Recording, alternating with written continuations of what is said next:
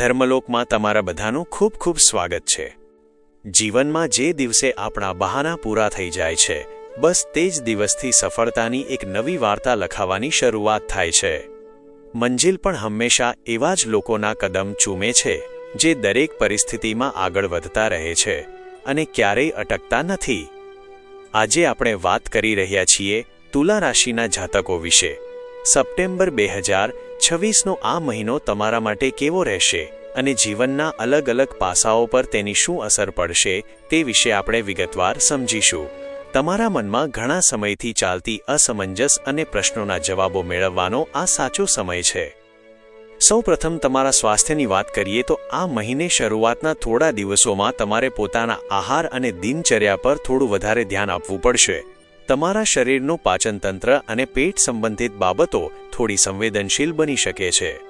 જો તમે બહારનું ખોરાક કે તળેલી વસ્તુઓ વધુ પ્રમાણમાં લો છો તો કબજિયાત કે અપચા જેવી નાની મોટી સમસ્યાઓ પરેશાન કરી શકે છે। પરંતુ મહિનાની શરૂઆતી દિવસો વીત્યા પછી તમારી રોગપ્રતિકારક શક્તિમાં સુધારો જોવા મળશે। તમારી અંદર એક નવી ઊર્જા અને તાજગીનો અનુભવ થશે। જો કે મુસાફરી કરતી વખતે કે ઋતુ બદલાતી વખતે ઠંડી ગરમ વસ્તુઓ સાથે લેવાથી બચવું। નસોમાં ખેંચાણ કે પગના સાંધા અને ઘૂંટીમાં હળવો દુખાવો અનુભવાય તો તેને અવગણવાને બદલે યોગ્ય આરામ આપવો જરૂરી છે। શિક્ષણ અને અભ્યાસના ક્ષેત્રે તુલા રાશિના વિદ્યાર્થીઓ માટે આ મહિનો મિશ્રિત પરંતુ મહત્વપૂર્ણ સાબિત થશે। તમારા મનમાં એકસાથે સક્ષમતા અને દ્વિધા બંને જોવા મળશે। જેમ કે એક ક્ષણે તમને લાગશે કે આ કોર્સ કરવો યોગ્ય છે અને બીજી જ ક્ષણે મનમાં શંકા જાગશે કે આગળ જઈને આમાં સફળતા મળશે કે નહીં। મનનું આમ અસ્વસ્થ થવું કે નિર્ણય લેવામાં અચકાહટ થવી એ એક સહજ પ્રક્રિયા છે। જો તમે કોઈ નવી સંસ્થામાં પ્રવેશ લેવાનું, કોચિંગ શરૂ કરવાનું કે નવું ફોર્મ ભરવાનું વિચારી રહ્યા હોવ તો વધુ પડતો વિચાર કરીને સમય બગાડવાને બદલે અનુભવી લોકોની સલાહ લઈને યોગ્ય પગલું ભરી લેવું હિતાવહ રહેશે। તમારા ભણતરમાં કોઈપણ વ્યક્તિની વાતોમાં આવીને પોતાનો ધ્યેય ન બદલવો। પ્રેમ સંબંધો અને અંગત જીવનની વાત કરીએ તો છેલ્લા કેટલાક સમયથી જો તમારા સંબંધોમાં નાની નાની વાતો પર ગેરસમજ ઊભી થતી હોય કે અણબનાવ બનતો હોય તો આ મહિને પરિસ્થિતિને થાળે પાડવાની જવાબદારી તમારે પોતે લેવી પડશે।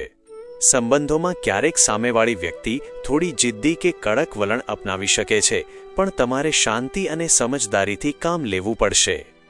નાની વાતે એકબીજાને બ્લોક કરી દેવા કે વાતચીત બંધ કરી દેવી એ કોઈ ઉકેલ નથી।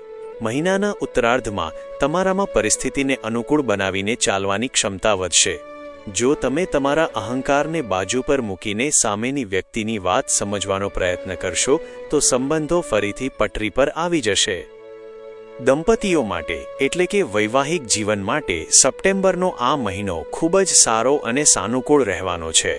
તમારા જીવનસાથીના ભાગ્યમાં વૃદ્ધિ થશે, જેનાથી તમારા ઘરનું વાતાવરણ પ્રસન્ન રહેશે। જો તમે બંને મળીને કોઈ નવું રોકાણ કરવાનું કે કોઈ મોટું આયોજન બનાવી રહ્યા હોવ તો આ સમયગાળો તમારા માટે શ્રેષ્ઠ પરિણામો લઈને આવશે। જો કે મહિનાના છેલ્લા દિવસોમાં જીવનસાથીના સ્વભાવમાં થોડો ગુસ્સો કે અધીરાઈ જોવા મળી શકે છે। આવી સ્થિતિમાં તેમની સાથે વાદવિવાદમાં પડવાને બદલે તમારે ધૈર્ય જાળવવું। તમારી અંદર પણ ક્યારેક અચાનક આવેગ આવી શકે છે, પરંતુ ગુસ્સા પર કાબૂ રાખશો તો દંપતી જીવનની મધુરતા અકબંધ રહેશે। હવે વાત કરીએ તમારા ભાગ્ય, કરિયર અને વ્યવસાય વિશે, જે તમારા માટે સૌથી વધુ મહત્વનો વિષય છે। આ મહિને ભાગ્ય તમારો પૂરેપૂરો સાથ આપવા માટે તૈયાર છે। જે કામો ઘણા સમયથી અટકેલા હતા અથવા જેમાં સતત વિલંબ થઈ રહ્યો હતો તેમાં હવે ગતિ જોવા મળશે। જો તમે વિદેશ જવાનું, લાંબા અંતરની યાત્રા કરવાનું કે કોઈ નવો બિઝનેસ શરૂ કરવાનું સપનું જોઈ રહ્યા હોવ તો તમારા પ્રયાસોને હવે સકારાત્મક પ્રતિસાદ મળશે। તમારી મહેનત એળે નહીં જાય, બસ તમારે પોતાના તરફથી સાચી દિશામાં પગલાં ભરવાના છે। નોકરી અને વ્યવસાય ક્ષેત્રે તમારું વર્ચસ્વ અને કાર્યક્ષમતા વધશે। તમારા કામમાં એક સરસ પરિપક્વતા અને સંચાલન શક્તિ જોવા મળશે। જો તમે હાલમાં રોજગારની શોધમાં હોવ તો આગામી સમયમાં તમારા માટે નવી તકોના દરવાજા ખુલશે। શિક્ષકો, કાઉન્સેલર્સ, મેનેજમેન્ટ ક્ષેત્રે જોડાયેલા લોકો, કમ્યુનિકેશન અને આઈટી ક્ષેત્રના લોકો માટે આ સમય ખૂબ જ ઉત્તમ રહેશે। જો તમારો વેપાર આયાત નિકાસ ઉત્પાદન કે વિદેશી ક્લાયન્ટ્સ સાથે જોડાયેલો હશે તો આ મહિને ધનલાભ અને વ્યાપારિક વિસ્તારના શ્રેષ્ઠ યોગ બની રહ્યા છે. કાર્યસ્થળ પર તમારી વિરોધીઓ પર પકડ મજબૂત રહેશે અને તમને તમારા કામનું યોગ્ય માન સન્માન મળશે. આ મહિનાને વધુ શુભ અને સફળ બનાવવા માટે કેટલાક સરળ અને સાહજિક ઉપાયો ચોક્કસ કરવા જોઈએ. દરરોજ સવારે ઉગતા સૂર્યનારાયણને જળ અર્પિત કરવું અને પક્ષીઓ માટે દાણા તથા પાણીની વ્યવસ્થા કરવી તમારા મનને શાંતિ આપશે. આ સાથે જ દરરોજ હનુમાન ચાલીસાનું પઠન કરવું અને વિષ્ણુ સહસ્ત્ર નામ સાંભળવું તમારા જીવનમાં આવતી તમામ અડચણોને દૂર કરશે. મનમાં સકારાત્મક વિચાર રાખીને સતત આગળ વધતા રહો. સફળતા ચોક્કસ તમારી રાહ જોઈ રહી છે. જો તમને આજનો આ વિડીયો ગમ્યો હોય અને ઉપયોગી લાગ્યો હોય તો તેને લાઇક કરવાનું અને તમારા મિત્રો તથા પરિવારજનો સાથે શેર કરવાનું બિલકુલ ન ભૂલતા. અમારી સાથે સતત જોડાયેલા રહેવા માટે ચેનલને સબસ્ક્રાઇબ કરો અને બેલ આઇકન પર ક્લિક કરો, જેથી આવનારા દરેક નવા વિડીયોની માહિતી તમને સૌથી પહેલા મળતી રહે. તમારા વિચારો અને અનુભવો કોમેન્ટ સેક્શનમાં ચોક્કસ જણાવજો. ધર્મલોક પરિવાર તરફથી તમારા ઉજ્જવળ ભવિષ્યની ખૂબ ખૂબ શુભેચ્છાઓ. આભાર.